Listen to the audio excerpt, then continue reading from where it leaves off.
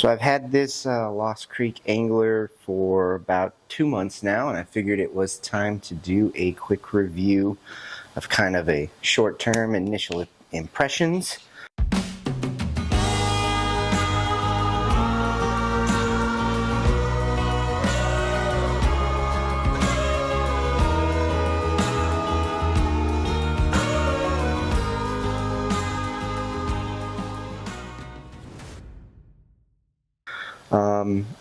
I think I got it on sale for $1,200 over Father's Day. It actually went down to, I think it was $8.99.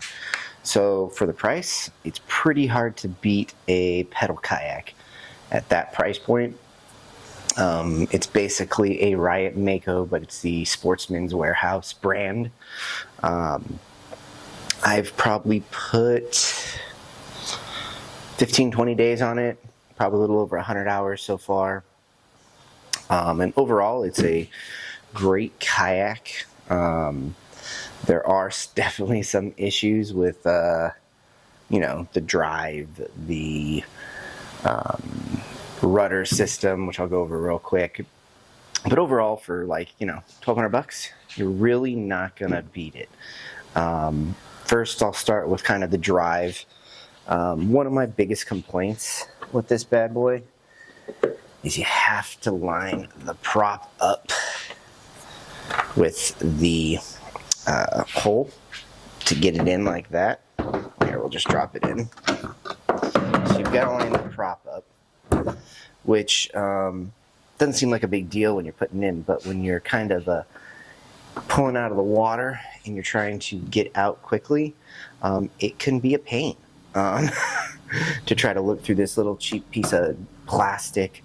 That's another thing, this little water blocker that it's got here.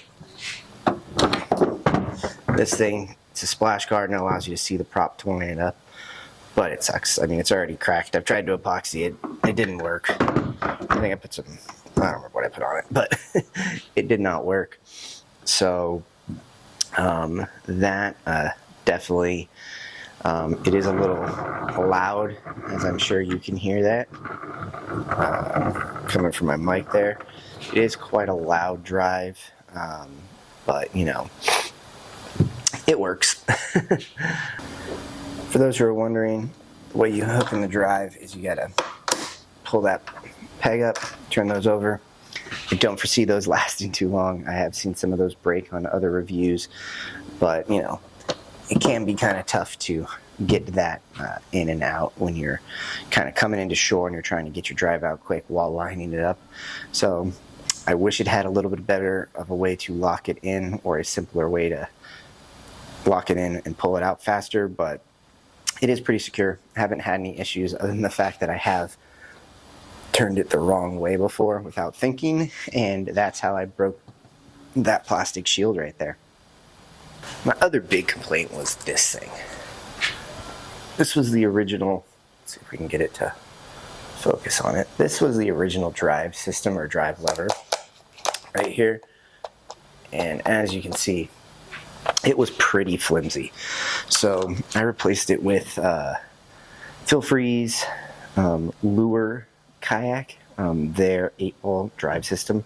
So it's got a lever, and it's got way more leverage and torque to get you to be able to turn that rudder, because this original one was set up to be track mounted, and it had wire or cabling that you could put it on either side, which was great for me because a lot of kayak drives come on the left side and I'm left-handed, so I like to be able to adjust my steering while I'm fighting a fish, and that's kind of hard to do with my left hand while I'm holding the rod in it.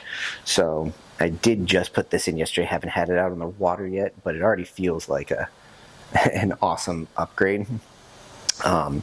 So that was something I upgraded pretty quickly, and then I also put on these 2-inch seat risers here to get me a little higher up while I pedal. I really felt like I had the pedals up above me and I was pedaling kind of upwards, and it was really killing my knee when I was going after Kokanee for 5-6 hours at a time. So after a while I was really starting to get sore, so these seat risers are just awesome. I took them out Friday for the first time, and it, you know, pedaled for 5 hours, no knee pain. You know, I'm 40, I'm getting old, so knee pain's a thing. Another thing I really don't like is this skinny little rudder. So in about a month, I am going to swap it out for the Beaver Tail from Feel Free, which has about twice as much surface area or so. So it's really going to help the turning, because the turning on this thing, even though it's a 10.5, super sluggish. I think a lot of that was due to the crappy steering system. You had really no leverage to turn, so it was, when you were moving kind of quick, it was really hard to get this thing to turn left and right. So that's going to be the next upgrade on this bad boy. Other things I swapped out is I put on this Yak Attack rod holder. The rod holder that comes with it is pretty much junk. It just twisted around every time I would, you know, every time I'd bump it, it would twist, it would come loose. It was really kind of just pretty cheap. So I got rid of that and I put these on. And yes, they're really long and really high, but that's mainly for Kokanee. So I can troll with this and pedal at the same time without the big Kokanee rods hitting my knees. They're actually really good rod holders.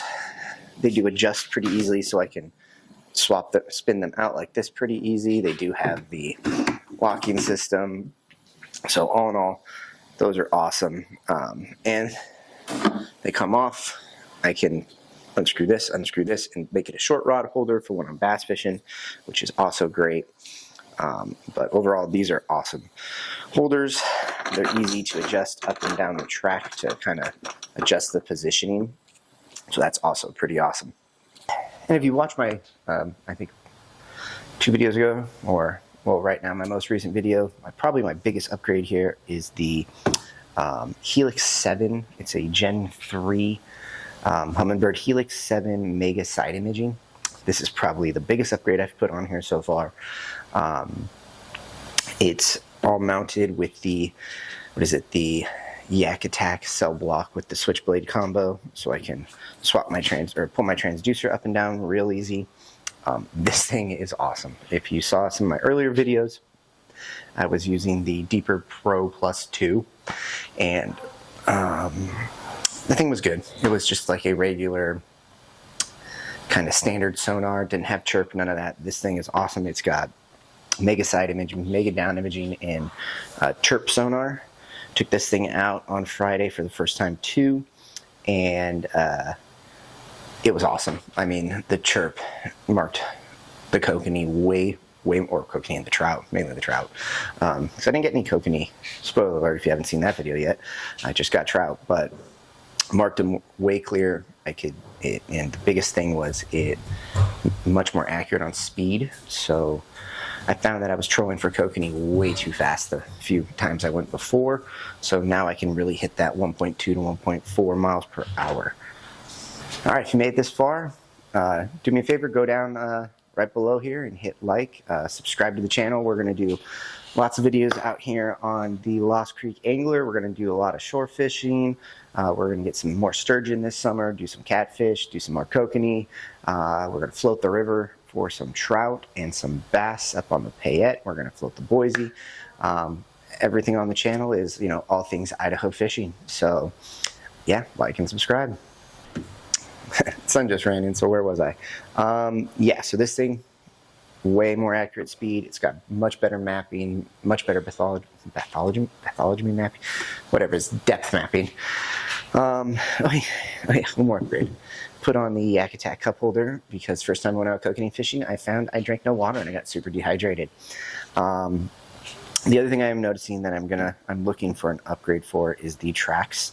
They are very flimsy, and I don't know if that's because the track itself is just a little cheap, or if it's just because the Kayak hull is so much thinner than, like, say, a Sportsman. My friend's got a Sportsman 106 PDL, way thicker, way heavier. I mean, as you can hear, it's pretty thin. But, I mean, if you look, kind of wobbly. Freaks me out a little bit, but I haven't had any trouble so far. This thing did come with an anchor trolley system on the other side, which I did pull off because really it just took up track space, and I never used it other than to tow my kids. So I got to figure out solution to tow my kids when they're paddling with me on their little kayaks and get tired. So this is a great seat, but you know, it is padded a bit, which will be nice in the winter because it won't be super cold, like a fully mesh seat. But after a while, your butt does get a bit sore on this bad boy right here. Also comes with some deck padding. It's, you know, pretty squishy. Kind of helps when you drop stuff. It is comfortable to stand in. This is a very easy kayak to stand in.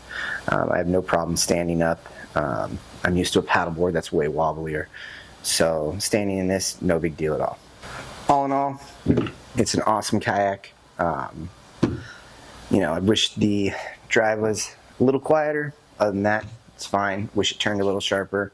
Hopefully the two steering upgrades I'm going to do, one I've already done, and the new beaver tail rudder will be a big improvement. Help me steer a little bit better, help me make those turns a little sharper.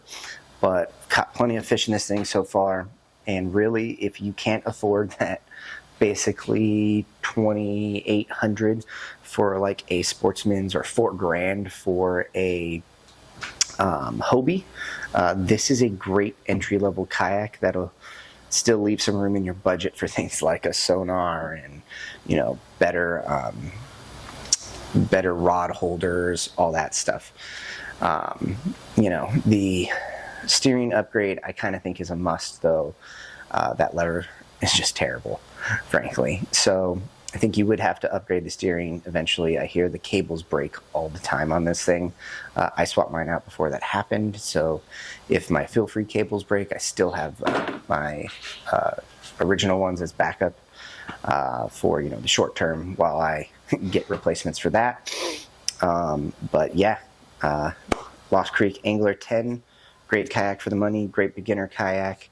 I probably won't even sell this one. I'll just, you know, hand it over to my wife when I'm ready to upgrade. I will probably upgrade to a Sportsman's 106 PDO because that thing is absolutely awesome. So yeah, if you have any questions, feel free to jump down to the comments, ask them. I will answer as much as I can. If you guys want another video, I'll put together another video to answer any questions for you. Thanks for watching.